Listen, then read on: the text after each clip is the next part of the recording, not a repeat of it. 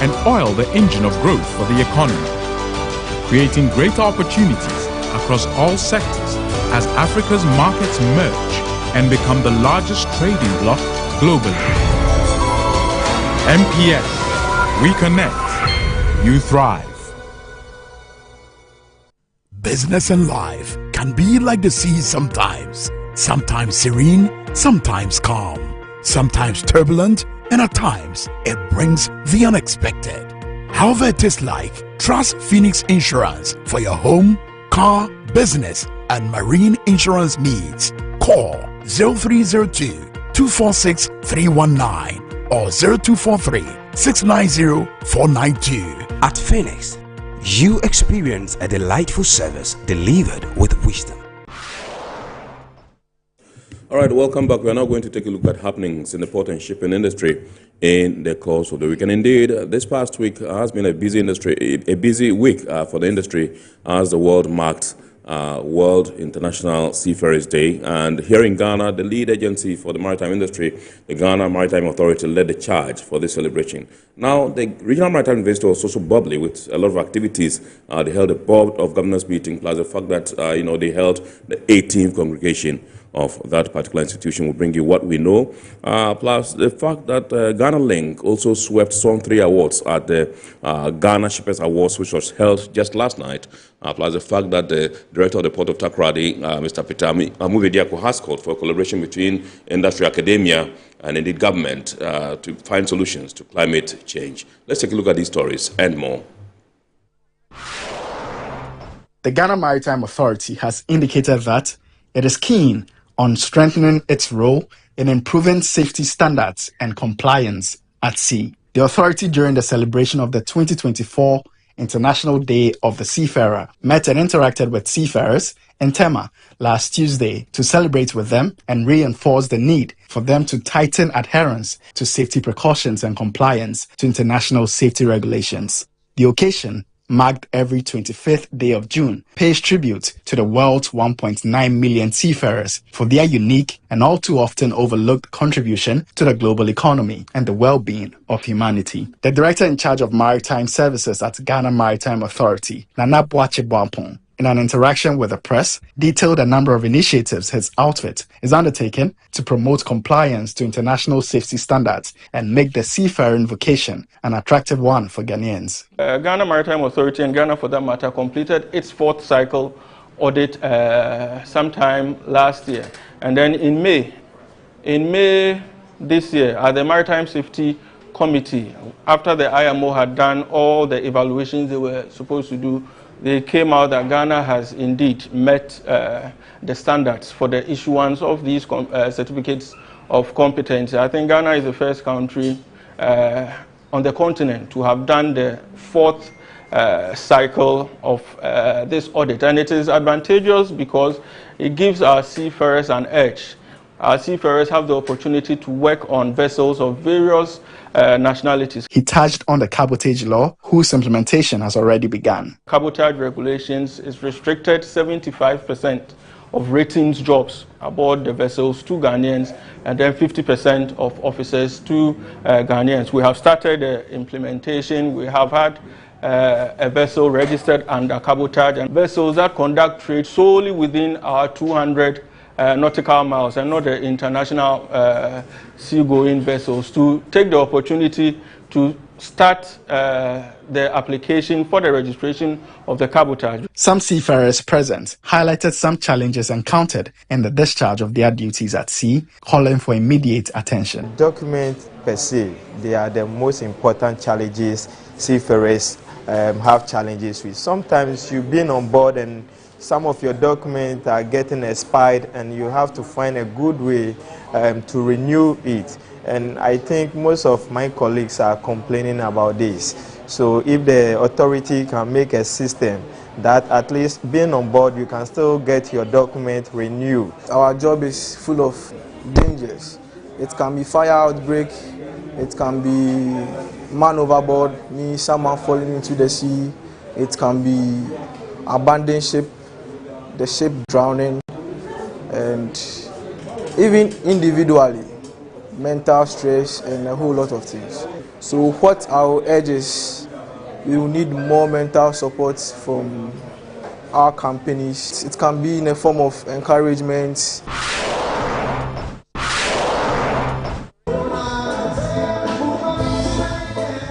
The 6th edition of the Ghana Shippers Awards has been held in Accra, bringing together stakeholders in the maritime and shipping sector to celebrate the success and excellence of the industry. The day was also an opportunity to reflect on the pressing issues of climate change and its profound impact on the maritime industry. Chief Executive Officer of the Ghana Shippers Authority, Bafo Sapon, in his opening address, showed support for the decarbonization of shipping and assured his audience of the authority's commitment to regulate Ghana's commercial shipping industry.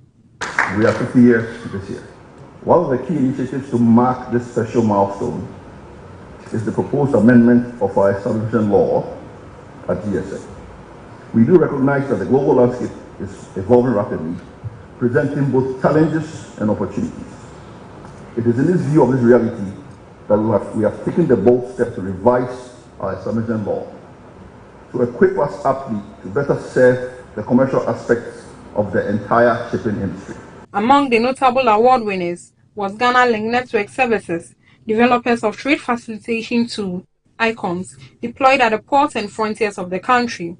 The managing director of Ghana Link, Nabali Bawa, won the Industry Leadership Award, while the CEO of Ghana Link, Nick Dansu-Ejay, took home the Entrepreneur of the Year award. The company was also awarded for excellence in corporate social responsibility. Director of Operations at Ghana Link, Raymond Amaglo, spoke to Iron Ports on the sidelines of the awards dinner. Well, it's looking very good. We've had the opportunity to test our system for 4 years. In fact, this month is exactly 4 years since we rolled out our system. We've had the opportunity to engage with all the stakeholders across the supply chain, and the feedback has been very, very encouraging. We've received requests for improvements, for certain processes to be looked at, all in a bid to make our process even more dynamic. Other winners on the day include the Burkina Chamber of Commerce for the Trade Facilitation Organization of the Year, Mediterranean Shipping Company won the Shipping Company of the Year, and Liner Operator of the Year.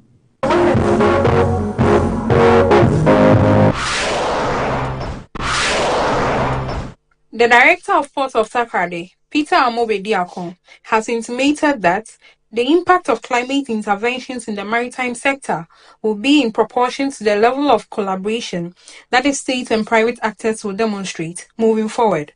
He also highlighted the importance of beginning climate action in Ghana at elementary levels like schools. Peter Amobe-Diakon, who was appointed Director of Ghana's Premier Port last year, was speaking on a panel on climate change at the Ghana Shippers Awards 2024. I think we need to go back to the school, collaborate with the schools, and develop a curriculum. Because it's something that it looks like it's missing, especially in this part of the world. You go to Europe, you go to America, you go to Asia, you realize that these young children are very much aware of the things that contribute to global warming. But for this side of the world, we are not. You see the kids, they are talking about different things. So I think we need to collaborate with educational institutions. Like the other panelists, he acknowledged the historical role shipping activities have played in the dreaded global climate change and underscored the even greater role it can play in reversing its impact. He detailed some climate-friendly activities the Ghana Ports and Harbours Authority has initiated to reduce the burden the port environment and its activities place on the environment. Both ports in Ghana have licensed private companies to ensure that oily waste and other garbage from vessels that call the ports of Ghana are collected and treated properly instead of them dumping it into the sea. Ports of Ghana are known that when you come and the port receptors are not able to define any garbage on your vessel, you will be heavily fined. The other thing that we've done is also to ensure that the marine equipment that we've bought recently have not emit carbon into the air. So these are things that we are also doing. We've also installed solar panels on some streets and some buildings. It's a gradual process that we are going gradually. It started in Tema and it will be in Takoradi very soon.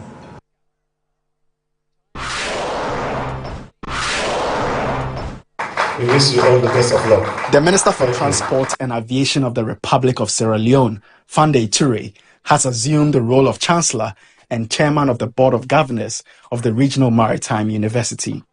He succeeds Ibrahim Asila, the Transport and Infrastructure Minister for the Gambia, who served in this capacity for the last 2 years. The handover took place on Friday, June 28, during the 31st Board of Governors meeting of the Regional Maritime University, where the various governors reassured stakeholders of the school of their continued commitment to transform the school from a reputable academic institution to a premier world-class status. I would therefore like to see RMU grow from strength to strength and develop into a world-class institute in the shortest possible time. And as I finally do my handing over,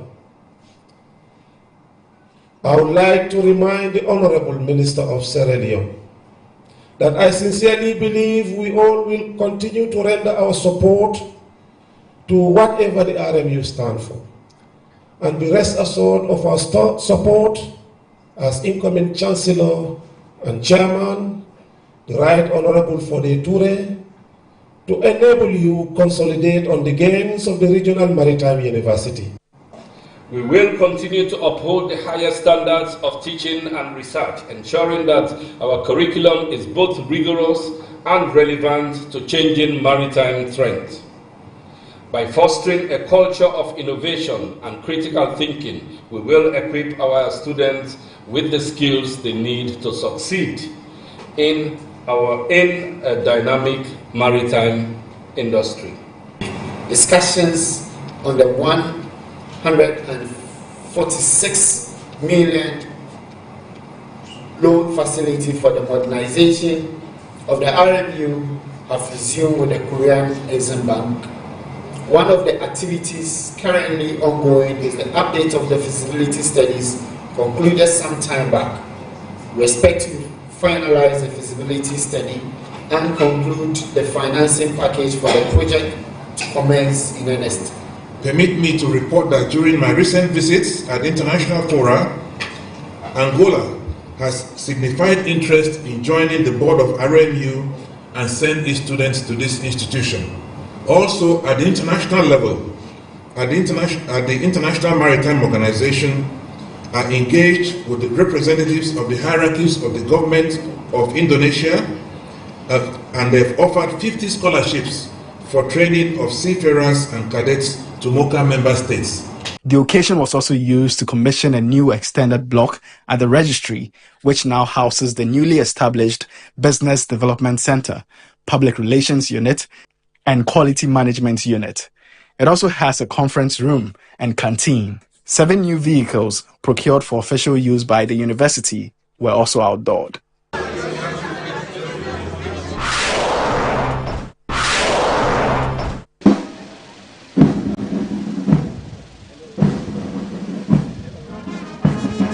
The 18th Congregation of the Regional Maritime University has been held, where a total of 379 students have been conferred with master's degrees, bachelor's degrees, and diplomas in various fields. The ceremony was attended by the President of the Republic of Liberia, His Excellency Joseph Numa-Boakai Sr., and the First Lady of the Republic of Sierra Leone, Her Excellency Fatima Madabio, who were each awarded Honorary Doctor of Letters for their roles in the development and progress of their nations. Addressing his audience, Acting Vice-Chancellor of the University, Dr. Jethro Brooks Jr., noted that the 3 pillars of stability, visibility, and sustainability for the strategic development of the school, initiated when he took office, are yielding positive results. We have paid over 90% of our debts inherited in November 2021 and pay off our bank overdraft and close that credit facility. May our employees are recurrent and regular and continue to upgrade our lecture halls and student facilities. Additionally, we have worked hardest to ensure that our existing programs become industrial demand driven. In addition, through our newly introduced continuous professional development program, we have become closer and first choice training partners to institutions in the industry.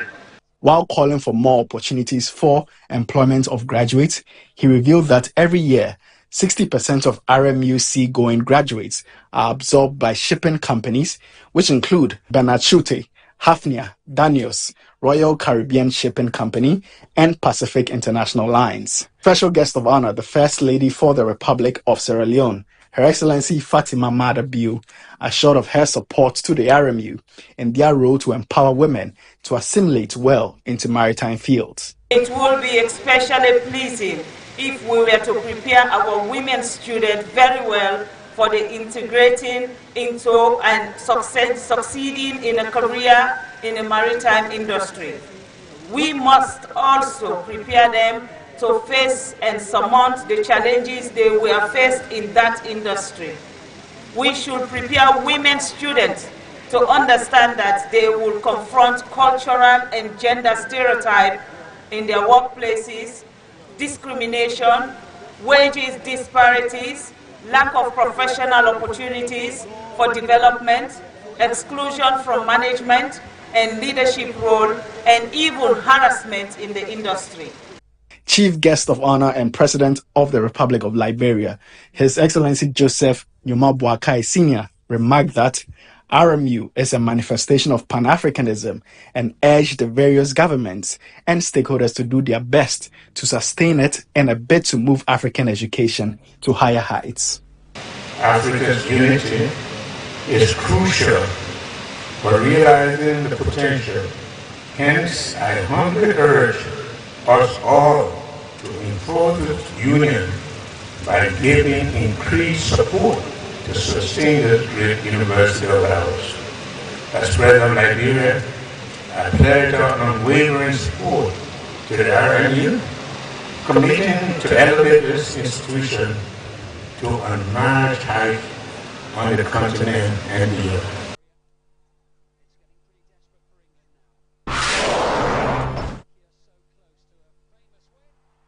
Is making the headlines in the course of the week. We are now going to take the word of phrase of the day. And remember, the word of phrase of the day has been fashioned to bring you up to speed with the terminologies and jargons we use in the shipping industry. And today's word is bunker adjustment factor. Bunker adjustment factor.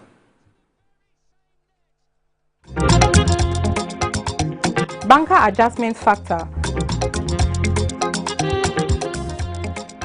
Bunker adjustment factor refers to the adjustment applied by shipping lines to offset the effect of fluctuations in the cost of bunkers, also known as bunker contribution or BUC, and also fuel adjustment factor or FAF.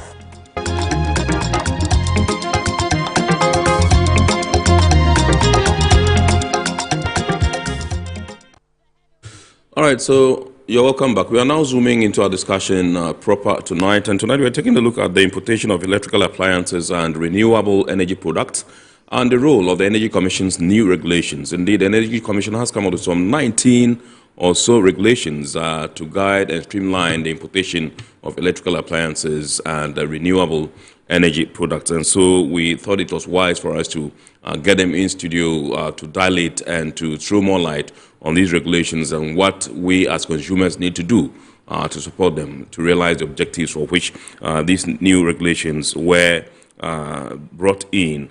And so I'll be introducing our guest in a short while, who is Mr. Herbert Zan. Mr. Herbert Zan, ladies and gentlemen, is Herbert Inso Zan, is Assistant Manager, Energy Efficiency Regulations, Energy Commission of Ghana. And then some small brief about him, just to let you know the kind of person we have in the studios. He doubles as Assistant Manager, in charge of Energy Efficiency Regulations, a unit under the Renewables and Energy Efficiency Directorate of the Ghana Energy Commission, and an energy transformation expert That's what he is. He has efficiently and effectively worked for over a decade enforcing national regulations on energy efficiency and environmental regulations, on phasing out CFC-based and now HCFC-based refrigerators. I don't want to come back. You tell us what these letters mean. Based refrigerators and air conditioners, respectively, in Ghana, as well as phasing out HFC. Now, Herbert's passion to see the world and Africa in particular, be free of new, inefficient, used, obsolete appliances has made him a champion and strong advocate of energy efficiency by advocating for stop dumping. Now, he is the focal person for the EcoFridges Go project at the Energy Commission, which introduces innovative financial mechanisms to help salaried workers own highly energy efficient appliances. He is an advocate on the Super Efficient Appliance Deployment SEAD initiative and promoting Ghana's public procurement and cooling appliances. So that's him. Together, myself and him were at the COP28. You know, when it comes to climate issues, he plays a very key role as far as the energy sector is concerned. So I will say good evening, Mr. Zan, and welcome to Iron Port. Good evening, Kennedy, and yes. Good evening to your cherished viewers. Awesome. We're glad to have you. Now, first of all, let's take a look at CFC and HFC-based refrigerators. What are they? Right. So I think first of all, before I start, I would also want to congratulate you. You know, it's a feather in your cap. Absolutely, for the recent graduation. Yesterday. This keeps on making us proud that the brother is also in there. Thank you, bro. So we start with CFC, which is what is called the chlorofluorocarbons, and it's a mouth-watering, you know, jargon. Yeah. But in terms of cooling appliances. Initially, when refrigerators were manufactured, the refrigerants that they contained was what we call the CFC. In the technological parlance, it is known as R12 refrigerants. Okay. Now, these were refrigerants that were used in those days to manufacture these refrigerators. However, due to technological change, scientists realized that these CFCs were having a very serious impact on the environment. Right. And so there was the need to move away from these refrigerants. And that led to the Montreal Protocol, which is an international protocol that was passed. And Ghana is also a signatory of the Montreal Protocol to move away from all these high GWP, and GWP is global warming potential refrigerants, you know, and then also ozone depleting potential.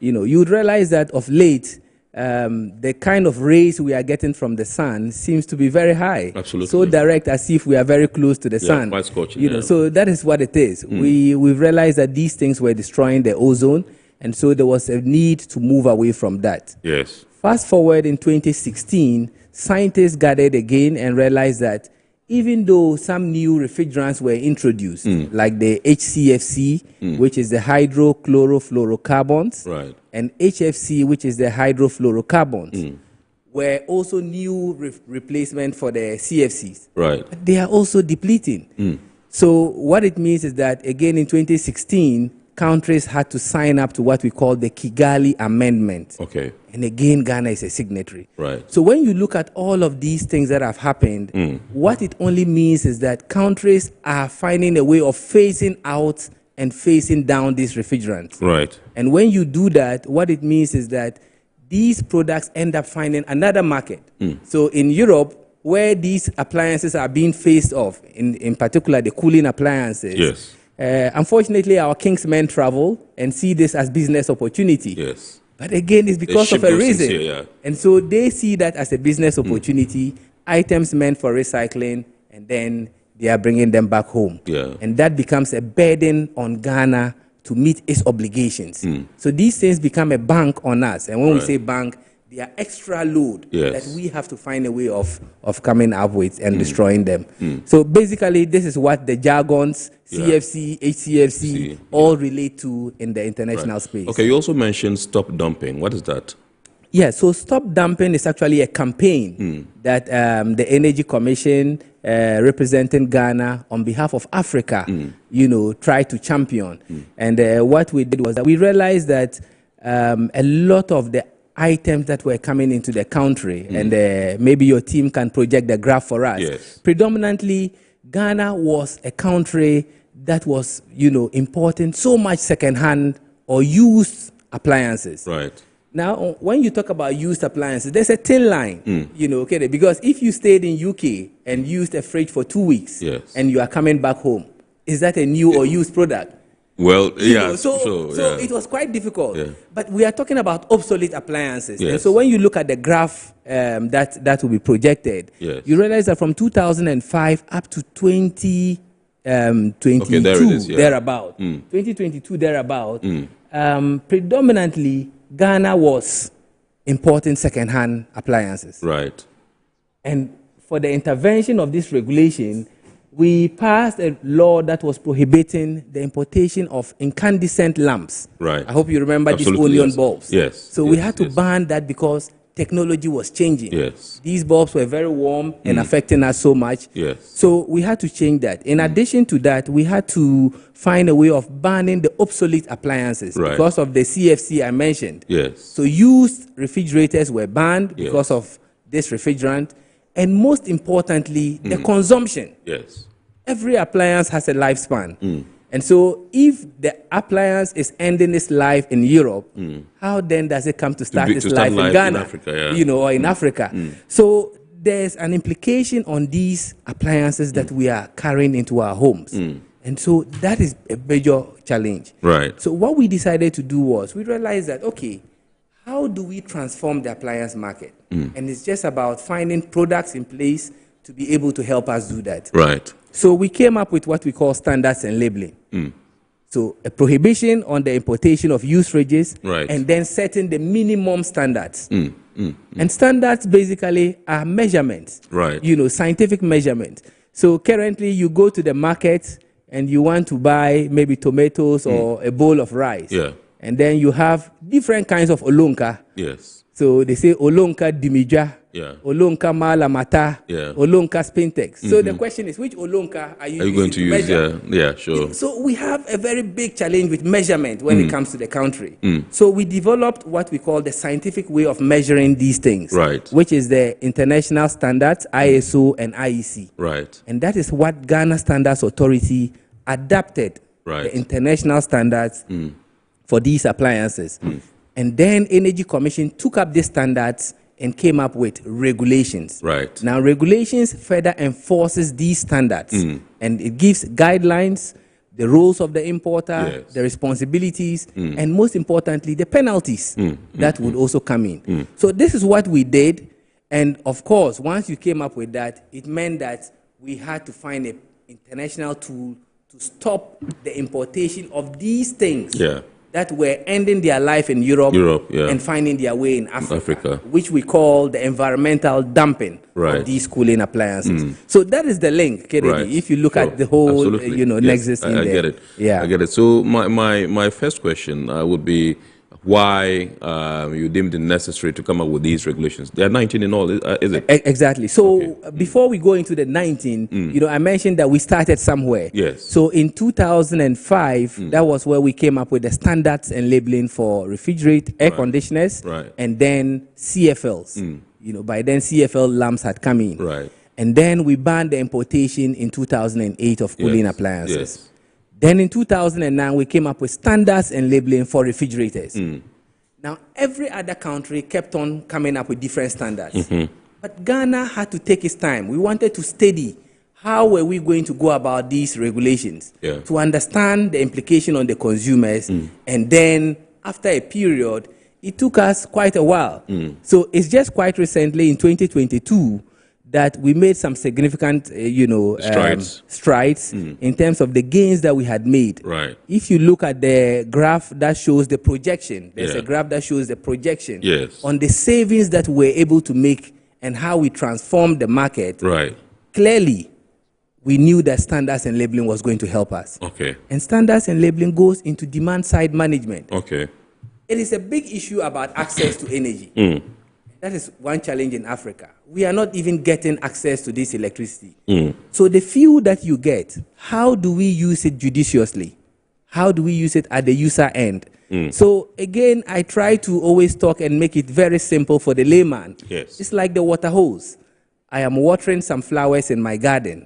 So the pressure from the water will be very high. Absolutely. But when somebody punches a hole in there in the water hose, it reduces the pressure. The pressure will reduce. Yes. Okay, so the slide is there. And so, yes, so when you look at, so this is the international, so I need a graph on the graph that shows the trend. Yes. And some savings. Okay. So when you do that, it means that even though you are paying your bills, you are wasting the energy, that would ideally have gone to another person in the Is that a graph? Yes, so there's All right, another sure. graph to this. Okay. So if they look at that. Okay. So when you do that, you are looking at the user end. Okay. So when you say, I am paying my bills, and then you are wasting, which is the hole you have punched in the water hose, okay. then the grade does not help. I think they should be there. So The look savings, at the trend. total Look at savings, what it means. Okay. If not for the intervention, and you see that the law was passed in 2008. Right. But we started enforcement in 2013.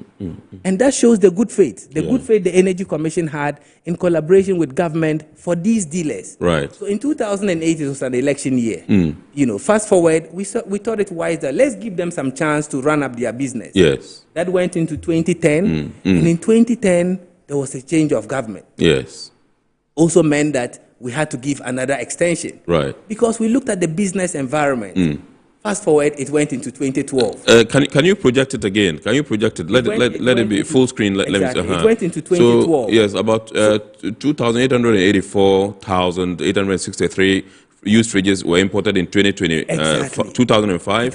About 41,800 units of the total were seized since the commencement of LI 1932, that's in 2013. Exactly. And 10,472 10-ins by the media 2018? Yeah, or so that's 2016 Yeah, when we came up with their incentive. Right. So when you look at the trend, as I've given you, and the background, so we didn't just get up and say we are banning. Yes. We gave timelines. Sensitizations and all that. Extension upon extension. And that went up to 2012. Right. Again, an election year. Right.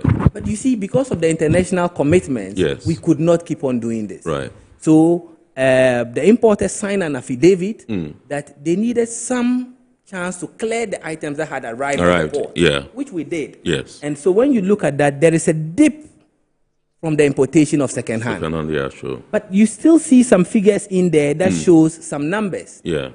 Unfortunately, if you go into the system, because there's an implementation of the ban, people do not describe these items. Right. So the data that is influencing international or national policies might indicate that second-hand fridges or air conditions are not being imported. Okay, so I see 563,133 in 2018. Exactly. And then I see total savings. Tell us about the savings. Yes. So if you look at the dip, the figures you are seeing there is actually the seizures that we had made. Right. So it's quite important to explain to the policymakers that this seizure, if you went into the GCNet or the ICOMs, you would not get these figures because the item is banned. Right. And once it's banned, people will not be bringing it. They will not declare it. Yes. But the seizures actually showed that these items were coming in smuggled forms.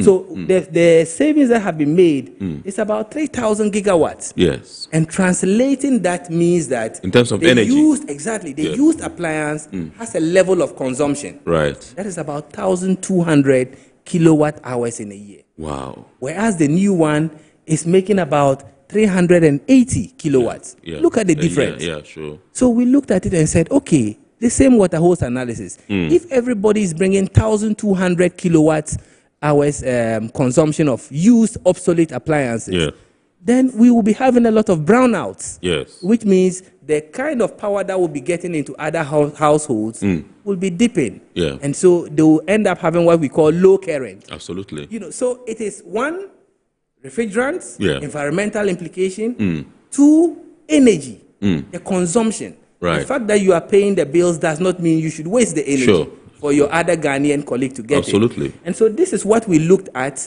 and we tried to do that analysis. And Right. this is what we presented to Parliament. and said, if we were able to make these savings for just 2 appliances, yes, then what does if it it mean? covers more, if we have more appliances. absolutely covered. Because Yeah. we still have used microwave, used washing machines. All these are in obsolete states. Yeah. And again, ending their lives in Europe. Right. So Parliament saw the wisdom in it and granted the approval of about 17 more appliances. Right. And then also Can you, give us the details of the appliances. And also yeah. amended the refrigerator and air condition law, Right. which was passed earlier Okay. because of technological change. Yes. So when you look at the list of appliances, we are talking about now fridges and air conditions, which have been revised. Yes.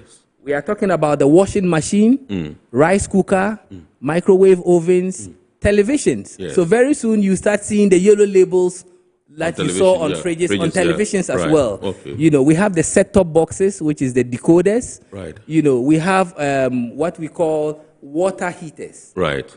Water heaters The are one, also part of that. in your building when you want Exactly. for the showers and all that. These are Yeah. all high-consuming appliances. Okay. So imagine you are bringing the used version or obsolete versions of these. Yeah. So these things have been added. We also have the comfort fan. And the comfort fan is made up of the ceiling, standing, and wall fans.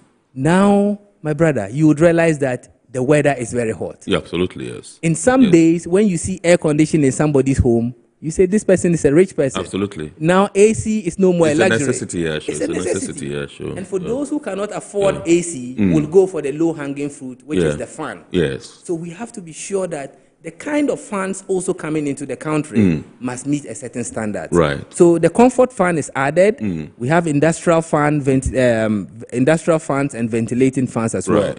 We have also looked at the industry. So electric motors and distribution transformers have also been added. Because I'm sure you saw the recent crisis. Yes. The distribution transformers need to meet a certain standard. Right. And that is what will help us. We have also added renewable energy products or equipment. Yes. You know, so people are talking about renewable because we have good sun, but where is the quality of products that are coming in? Yes. So there is now standards and labeling for solar panels, Yes. solar inverters, and then renewable energy batteries. Okay. So these are the items that we have added to the list of appliances. And, you know, we are hoping that Ghanaians will also be able to make an informed choice and decision. Because our mandate is to make sure that the energy resources that we have is used judiciously. Awesome. And that is the mandate of the Energy Commission. All right. So, do you have any knowledge about the situation presently, as in the importation of used refrigerators and, you know? Yes. So, if you look at the graph that we shared, clearly our data is showing that these things are coming in. Oh, they are still coming in. They're coming in, Absolutely. you know. And as I said, you find them by the streets. When you go to the data, the icons, you know, people are not describing them. So you will be misled to say that, we have succeeded. Yes. We have banned the importation. Yes. But our data from Energy Commission shows us that we are seeing these items. Absolutely. And so when you look at the picture on importers or shippers engaging in genuine trade, you know, when that is shared, you will appreciate that it is a daunting tax. And Energy Commission is appealing to the business community that, look, it should be a shared responsibility. We have the mandate, but we say that, why do you want, as a businessman, to cheat the system?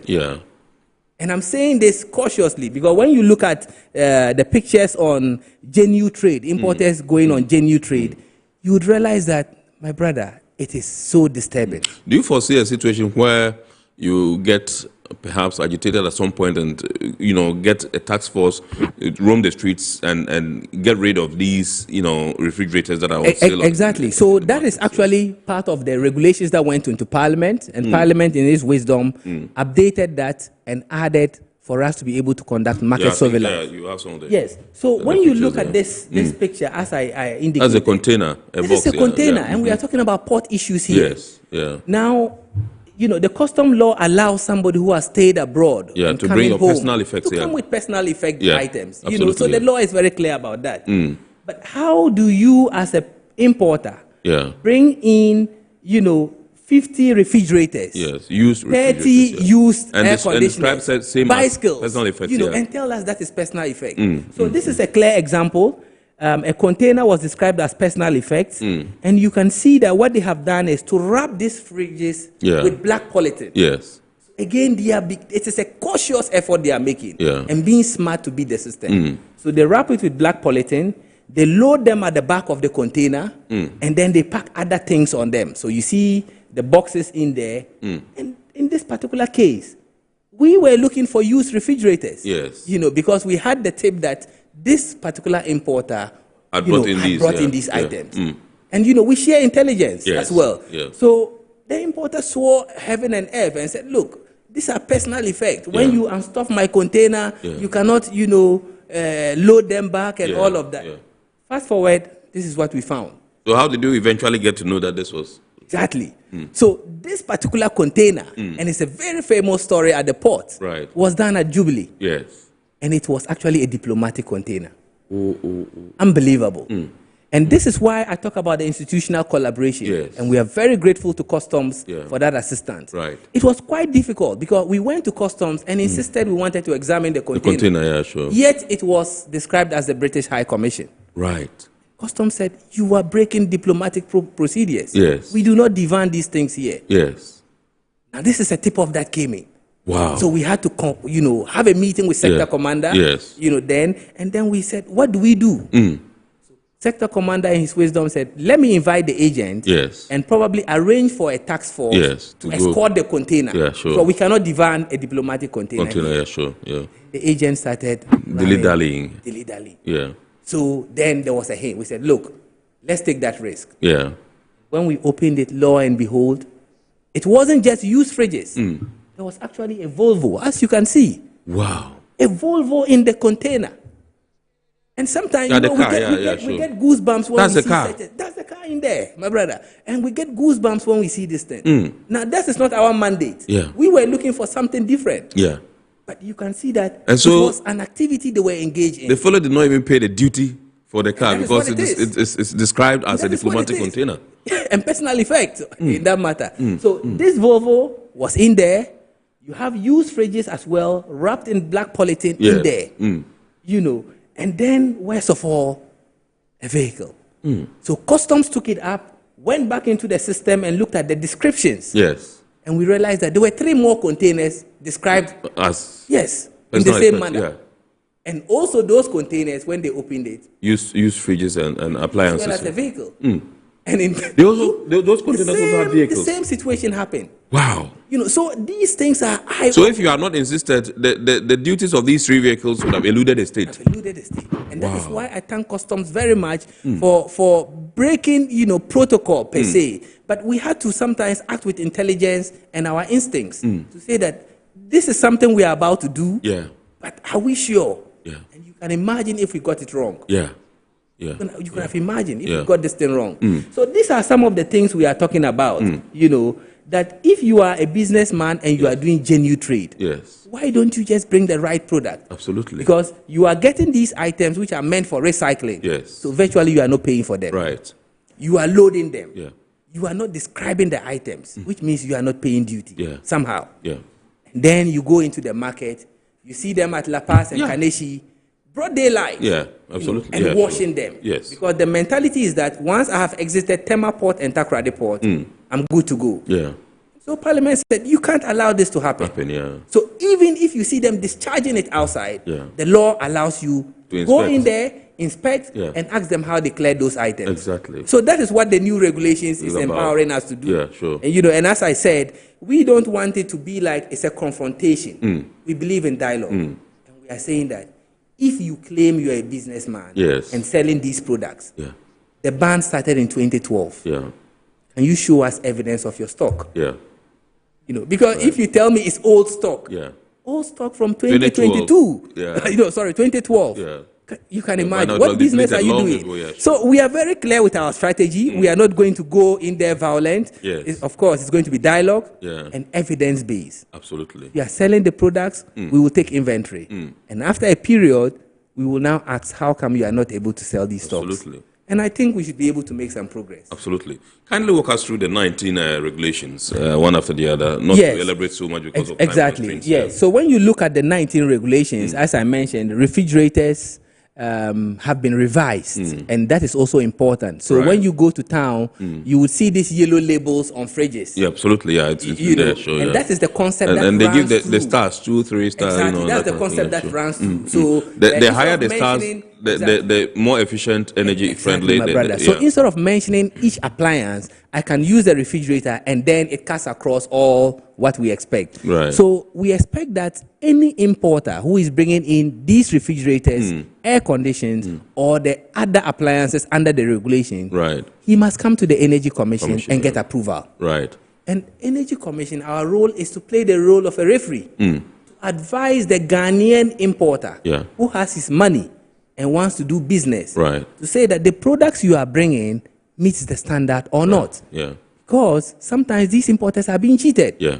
You know, they go and then they tell them all kinds of story, and then they buy. So we expect that they bring us technical documentation, we review it, and then we give the star rating. Okay. The star rating works like the hotel system. Right. You know, the more the stars, the more efficient it is. So if I walked into a 1-star hotel, my brother, you go into a 7-star hotel, I don't think we'll pay the same bills. No, not at all. You know, but in the morning, probably when I wake up, I'll be given 1 Lipton and 1 boiled egg as breakfast, whilst you enjoy a buffet. So it comes with this, and that is how we explain to the layman that the more the stars, the less your bills or consumption, which has a reflection on the bills.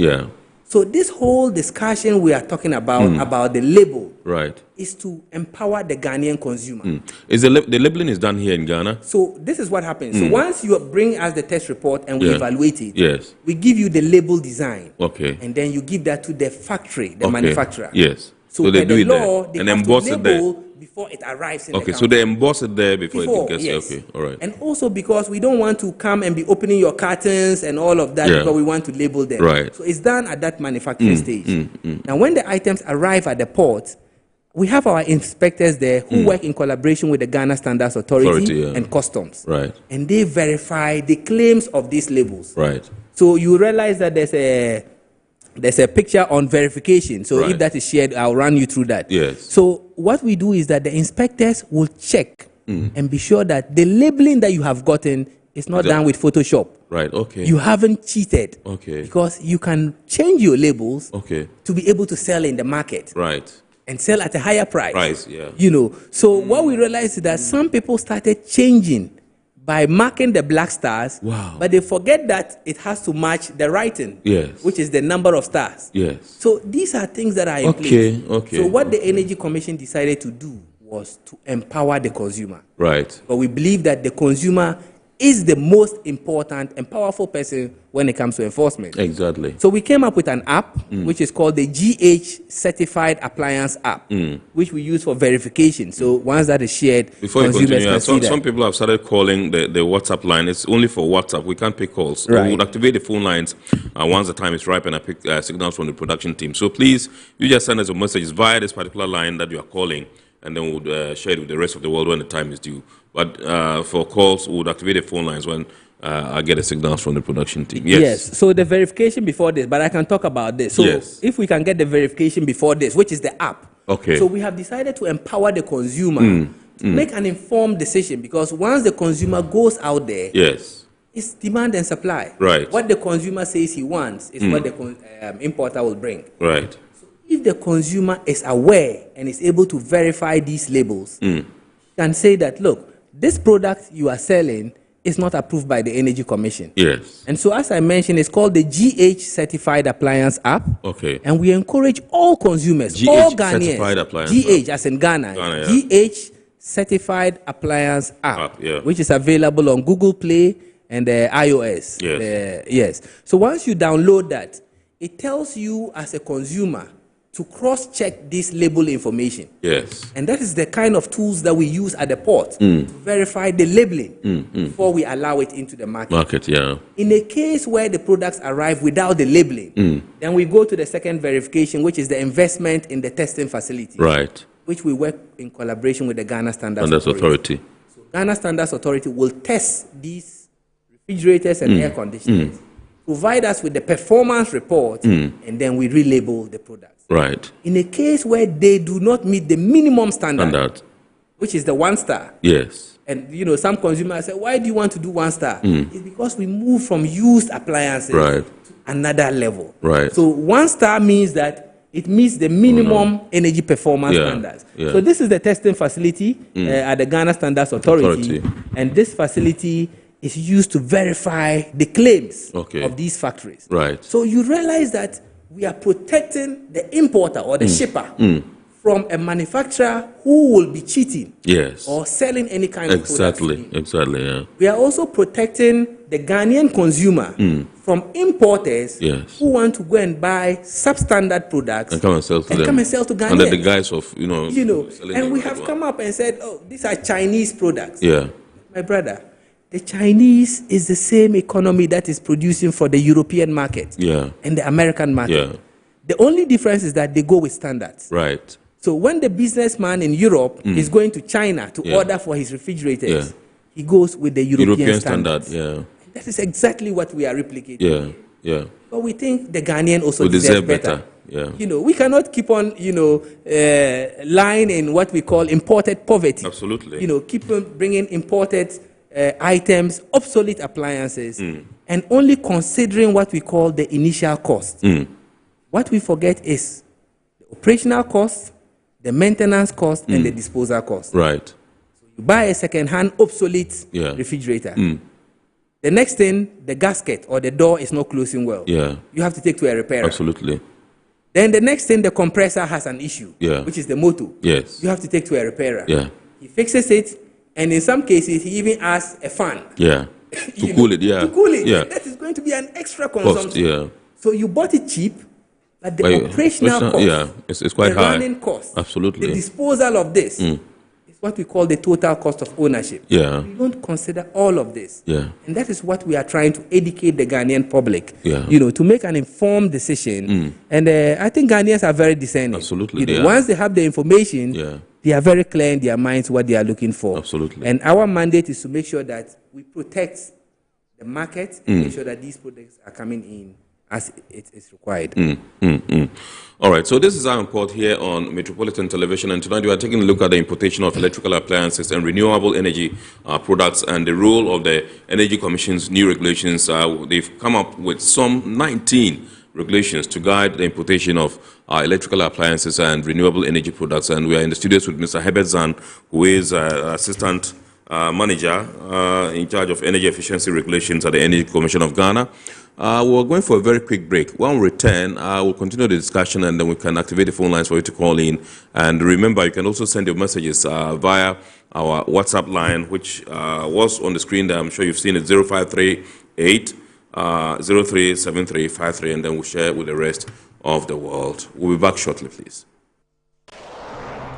Ohima, nobody are taking number first. By you. You have to say take the number give me. Guys, now I'm tired. I'll go on a date with whoever gets here first. Princess, really? Okay, I dey come. Shut up! Mame, for the time I'm watching.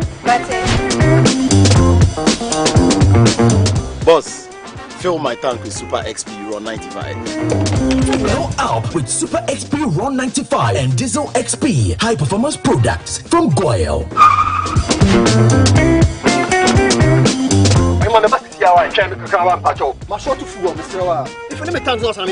Sorry, Tony got here first, so I'm stepping with him. Oh, cut him.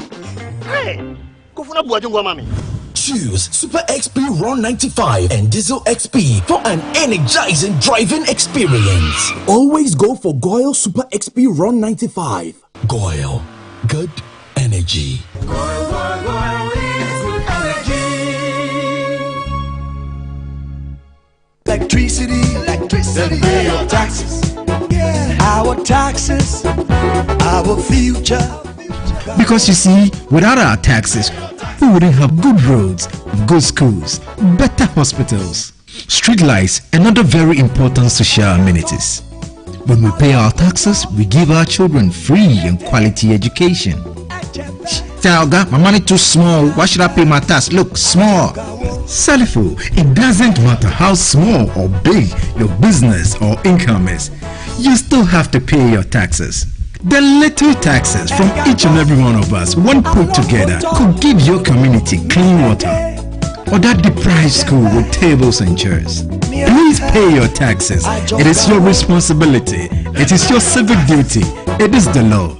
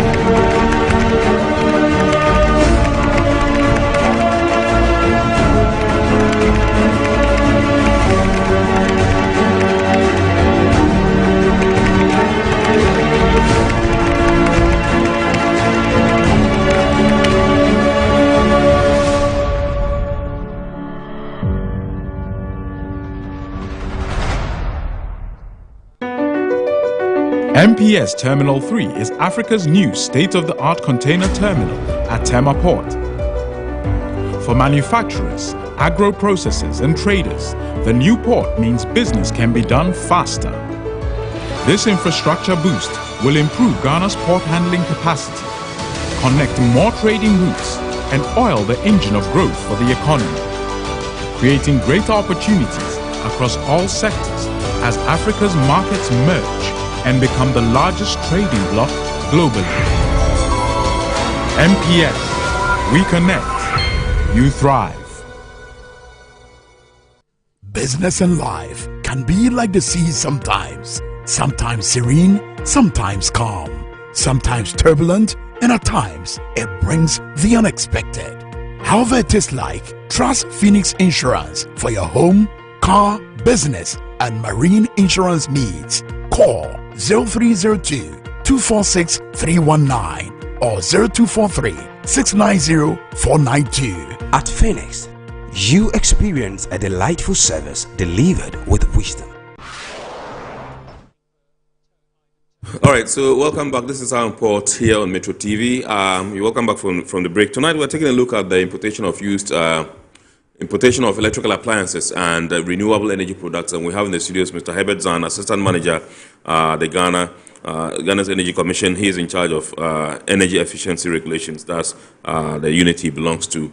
And tonight we are talking how we can help the Energy Commission to, as it were, enforce these regulations that they have introduced to sanitize the system so that we don't bring substandard electrical appliances and renewable energy products into our country. And I've been told by the production team that you can call in and then contribute to the discussion. The number to dial is right on your screen: 020-552-8353, 020-552-8353. You can call in and then we see what you have for us. This one says, what is the threshold for personal effects and what is the punishment for such perpetrators? Say, I'd like to know. This one is from Stan in Odoko.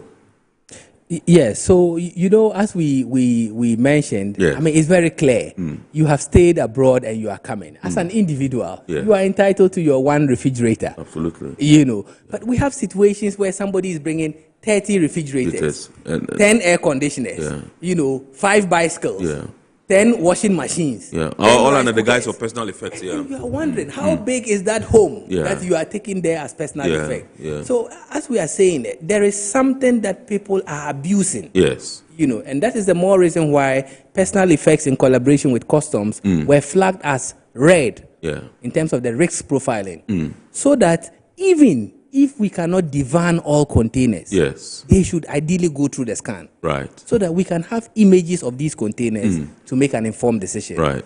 Sometimes Ghanaians need to understand that it's not just intentional. We know where these things are coming from. Yes. Mainly from the ports. Yes. But it shouldn't be like there is a blame game where officers are intentionally allowing these things in. Sometimes the volume of work that is coming in requires that they look at documentation and then they work on them. Absolutely. So can you imagine an agent or, prepares his documentation and labels it as personal effect. Yeah.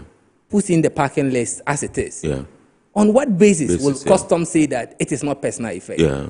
You know, so they use some of these things, cross checks, and then they do that. Right. But we realize that the agents are actually betraying the officers. Right. You know, because they are using these things, personal relationships. Oh, my container is just personal effect. Yeah, sure. And then they pass them, and then they are good to go. Fortunately, the images when we go back to the scan doesn't are showing show something yeah, different. Yeah. I mean, and so that is what we urge our yeah. fellow, examination officers to pay attention to. Right. That no matter how overwhelming the work is, there are means in place, which is taking advantage of the scanned images, cross-check this quickly before you decide whether you want to, in quote, cite a container, or fully divine it. Absolutely. And that would indeed help us to be able to do this. Okay, so let's go into the phone lines and welcome Michael from Takrady. Good evening, sir.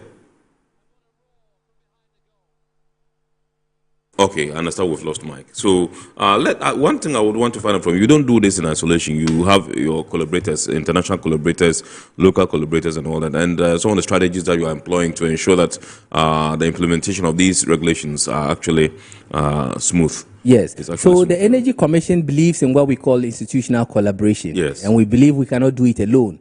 So I mentioned consumers being our main stakeholders, how we have taken advantage, empowering them with the app to help us in verifying these products and reporting them. We have also worked closely with customs, very key stakeholder. Yeah. And customs, over the years, from 2010 when I was at the port, working closely with, John Vianney and Alaji Awudu and all the team, I mean, it's very, very exciting because a rapport needs to be built. Absolutely. For people to appreciate the work we are doing. Sure. We work a lot in silos. Right.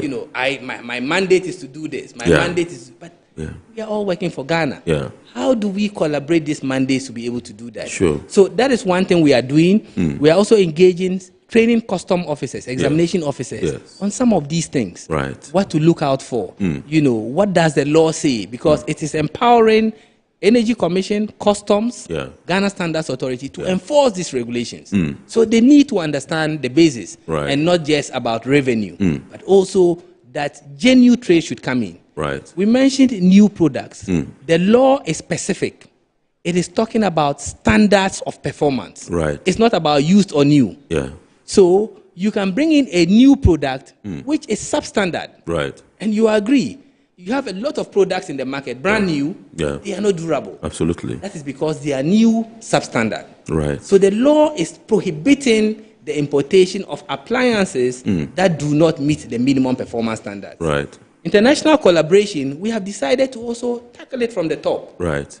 Why do we want to be in Ghana, tackling importers, seizing their items, and there's a burden on us to destroy them? So we have taken the step higher to deal with agencies, international agencies, and countries of origin where these things are coming from. And data is very important. So if you look international collaboration, the Energy Commission, led by our Executive Secretary, Engineer Oscar Mononeza, and the Director Kofi Ejako, and then Kennedy Amankwa, helped us to come up with a paper, a conference room paper, which we submitted at the Montreal Protocol, the 35th meeting of parties. Right. And Ghana was out there. We are all signatories to the protocol. Yeah. And we told them clearly, we might need visa to come here. Right. But when the products come and we are polluting the environment, I don't think pollution requires a visa to have climate change effects in the Europe area. So this is the arguments that we made. And thank God, a decision was taken at Montreal to share the responsibility of both exporting country and importing country. So importing country, come up with minimum performance standards. Exporting country, make sure that the items you are taking out of your jurisdiction should meet the performance of that country's requirements. Yeah. And we think once we do that, we have cut it at the top. Right. And and these are some of the things we've been able to do. And proudly, I'm very happy to be part of the team that went to negotiate this out, to have a decision made on dumping of inefficient, obsolete appliances and new substandard appliances on Africa. Right. And we had the Africa region also supporting this. Right. So this is what we've been able to do. We've also dealt with manufacturers. So you realize that international collaboration, the manufacturers are mainly China. More than 90% of the imports are coming from there on appliances. Right. So we went to also discuss with them what the regulations are, what the requirements are. And you'll be surprised. This was nothing new to them. Right. Because they are producing this for the European market. Except that when our importers go, our Kingsmen, they say, okay, I've seen this product. Can you reduce the quality? Can you change this? Can you change they this? sell it cheaper to me, so that they can get it cheaper. Yet, when you look at the prices that they are selling these products, it's unbelievable. So we have spoken to the factories. We have told them that when the products come and we verify and they do not meet, we have adopted naming and shaming. Right. We are going to publish the factory. We'll publish the brand of the importer. And then the model numbers that have affected. Or try to is that encapsulated in the regulations? It's in the regulation. So these are strategies that we have put in place. To name and shame that products that do not meet the minimum performance standards, consumers must be aware. You will have to do a public recall. Right. You need to recall that product. And you can imagine that burden on these importers. Absolutely. Yes. So that is more important. We are also working with academia. And most importantly, the media. And that is why, I couldn't resist it when we said we have to be here. Absolutely. These are opportunities we are looking for to spread the gospel to the Ghanaian public. Again, what we say is that the Ghanaian consumer should look for the label. No label, no good. That is our mantra. And we say that will inform you. No label, no good. Okay. So that the basic Ghanaian understands what this means. Okay. Once there is no label, you take your own risk. Absolutely. Not verify the products.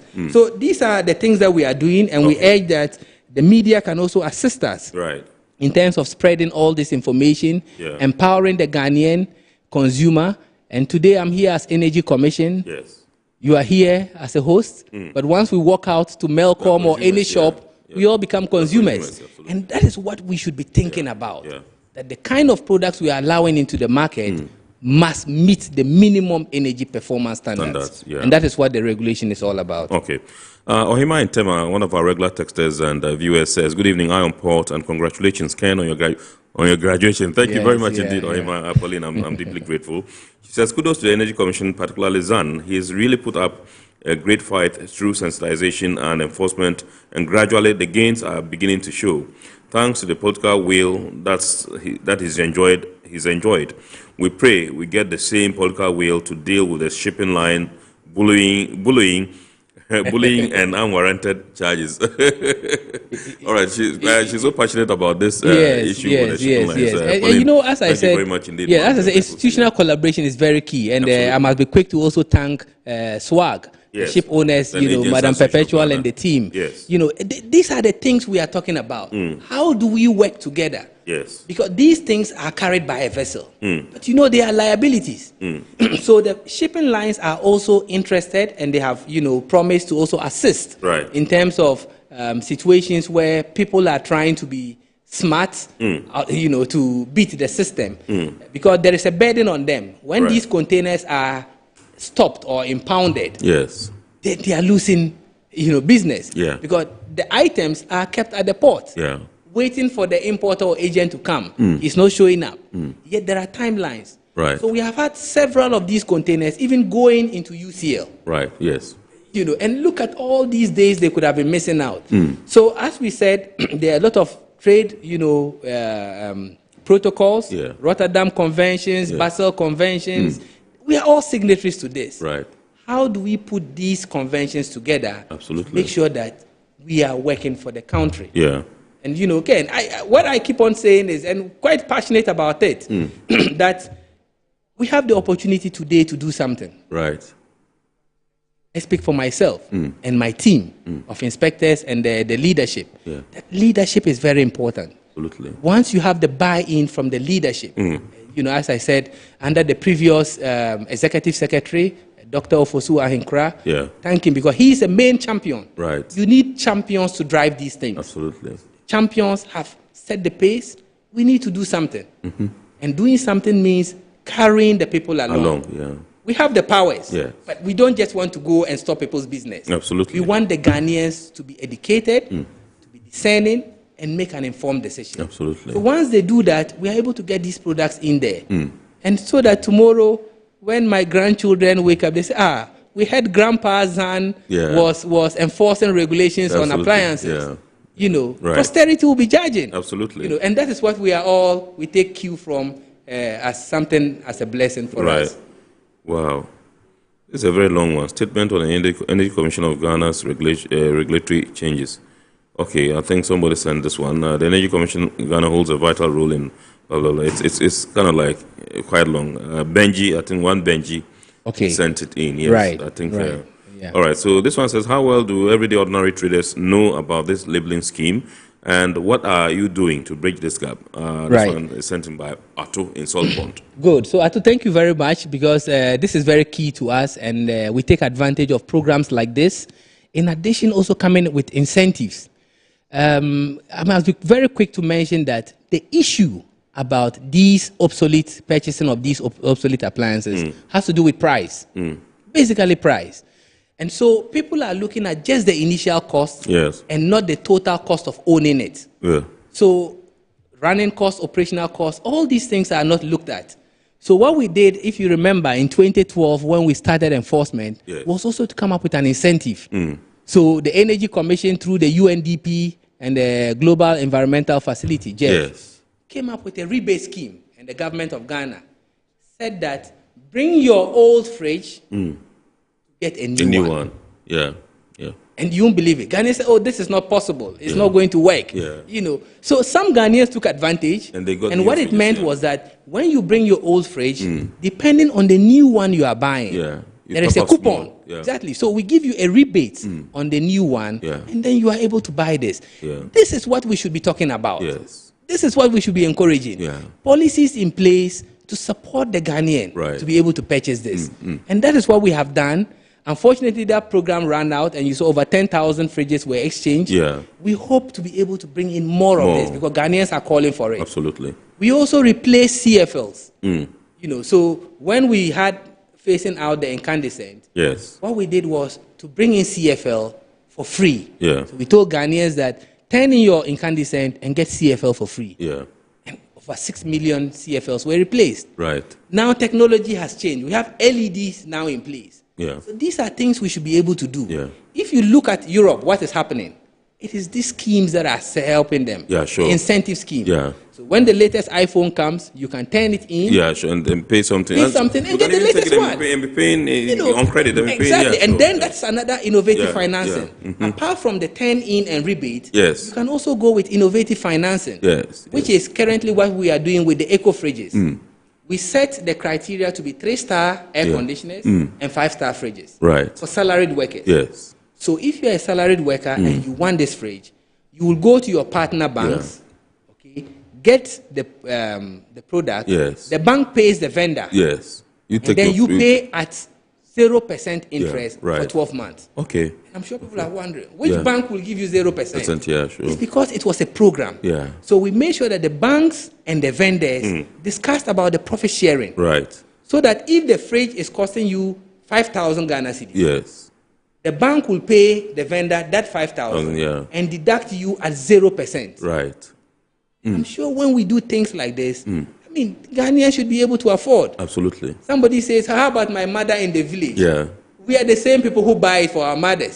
So if you go and buy a second-hand obsolete appliance, you know, which you don't even know what it was used to store, whether vaccines, you know, in worst case, other kinds of things, and then you give it to her to do ice water business or ice block. To consume, You might think you eat from the best restaurant, you know, so you don't deal with chop bars. But you know where the restaurants even buy their cold store food from. So it's a chain, my brother, and that's what we keep on and very passionate about. That when we talk about these things, we are all somehow involved in it. And so how do we make sure that the system we are putting in place is protecting the Ghanaian consumer, who is you and I, and the general Ghanaian public? Safety, and then also savings in terms of bills.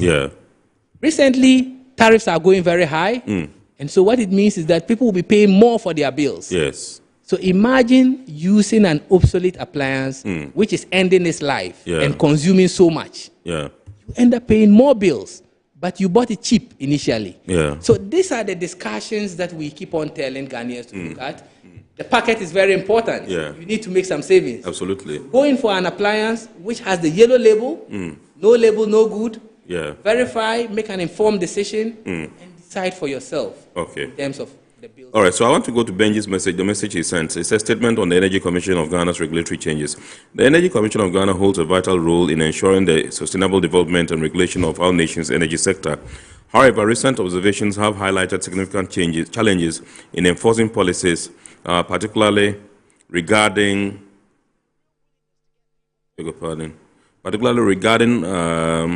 the ban on the importation of used electrical appliances, including refrigerators and household items. Despite a clear prohibition, these appliances are still readily available in markets across Ghana. This not only undermines regulatory efforts, but also poses environmental and health risks due to the inefficiency and potential hazards associated with outdated appliances. Furthermore, reports of seized appliances being resold by offsets to dealers raise serious concerns about the integrity of enforcement mechanisms. Such actions compromise public trust and hinder progress toward our national energy goals. To address these issues, it is imperative for those in charge to take the following steps. 1, strengthen regulatory enforcement. 2, enhance officer training. And 3, increase transparency and accountability. Each one, he breaks it down and tries to expatiate further. Now, the Energy Commission must act decisively to uphold its mandate and safeguard the well-being of our citizens. By doing so, we can foster a more sustainable energy landscape for the benefit of all Ghanaians. Let us work together towards a future where regulatory compliance is the norm and not the exception. From Benji. Great. I think it's a good one. Great. And you know, Benji has said it all. You know, unfortunately for us in Africa, data is what is defeating us. Absolutely. So when you go trying to make arguments in the international platforms, and you know, I mean, we're together at COP. Yes. You know, we had to go with data. Absolutely. To go and data speaks a lot. Absolutely. So on several panels, we showed the graphs that I showed you, and that was very informative. Yeah. We even went ahead to come up with top 10 countries where these things were coming from. Yes. You know, because we are all signatories. Yeah. Why then do you allow these things to come into our market, and then we talk about a global effort to, you know, fight climate change? Right. So these things, you know, sometimes we see it as hypocrisy. So we have to be very clear on it. Right. And we think it is we are in the time that we need to tell the world that we also deserve better. Absolutely. Whatever funding mechanisms are available, we are also contributory you know, countries to it. Absolutely. We need those fundings to come up with the incentives that Europe has been able to adapt. Yeah. We also need the same incentives here in Ghana. Yeah. And every Ghanaian can own a very new, efficient appliance with flexible payment plans based on these incentives. I have a bullet from Ohima for you. Right. Yeah, Ohima says, Ken, I would like to correct an assertion by Mr. Zan made that agents deceive examination officers to use their personal relationships to get the contraband out.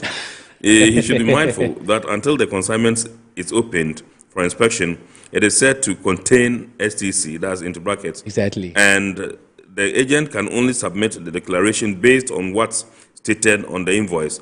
That's the parking list and the bill of lading. Anyway, belated happy birthday to him, and according to Facebook, his birthday was sometime last week. Okay.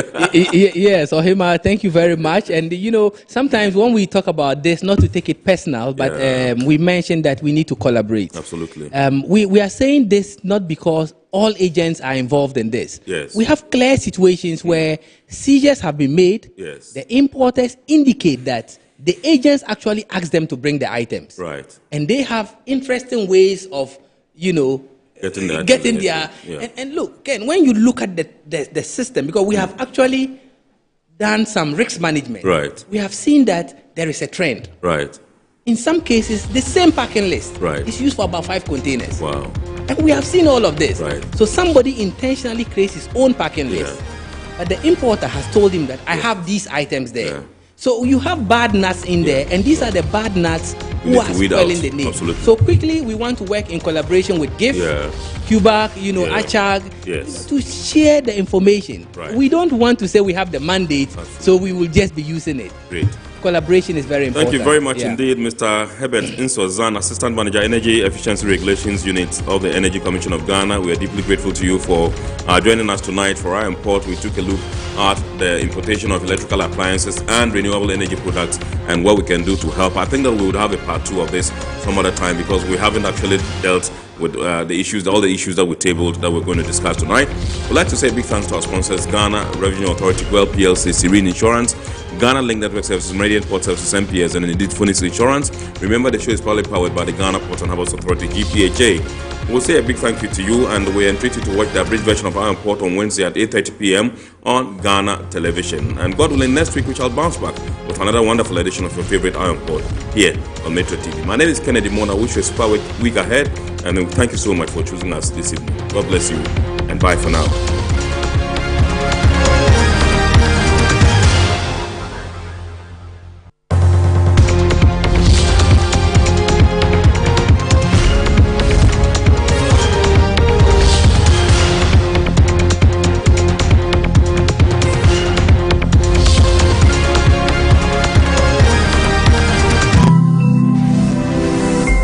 Metro TV, insightful and inspiring moments.